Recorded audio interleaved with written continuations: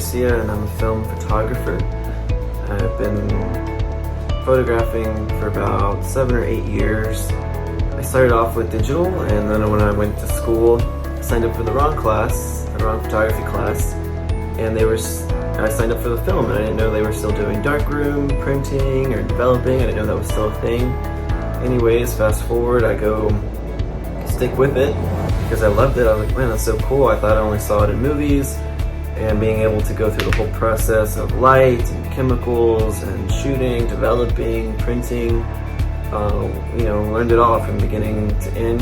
And for me, my attraction was it slows you down and really makes you focus on what you're shooting and what you want to shoot, instead of, a memory card of 100, 200 shots in like a 20-minute shoot that gets lost in the hard drives. So what really brought me back to photography, film, was slowing me down and really focusing on what I want to shoot, and then going back and make that hands-on process of developing it, knowing that you're full on the process, all light and getting everything done. So once you develop your own film and then bring it to the darkroom and print and have that final image, I don't think photography is done until you're holding that print, that image, from when your camera all the way to archival framing and printing and matting and museum quality prints.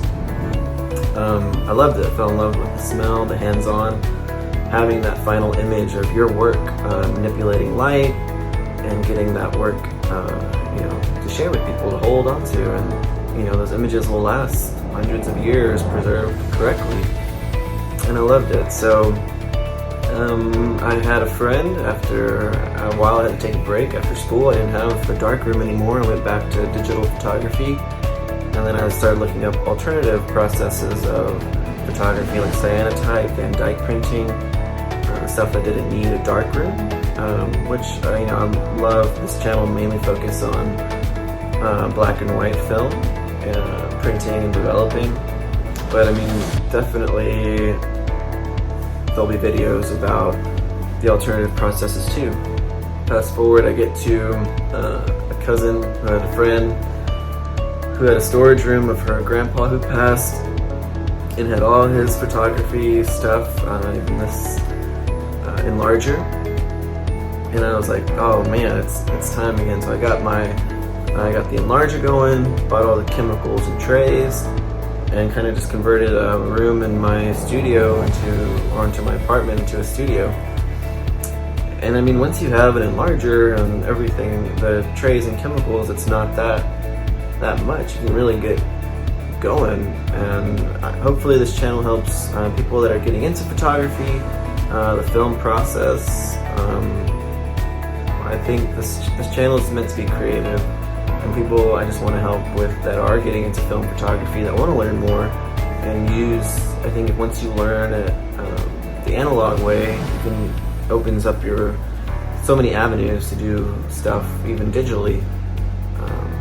So I hope this channel helps with any questions and stuff I can do. Ways to do it yourself. It can be a lot quicker, a lot cheaper. Film is already an expensive outlet, hobby, profession. So yeah, if you can save $20 a roll or $15 in time and mail, go shoot it, develop it, let it dry, and get going. So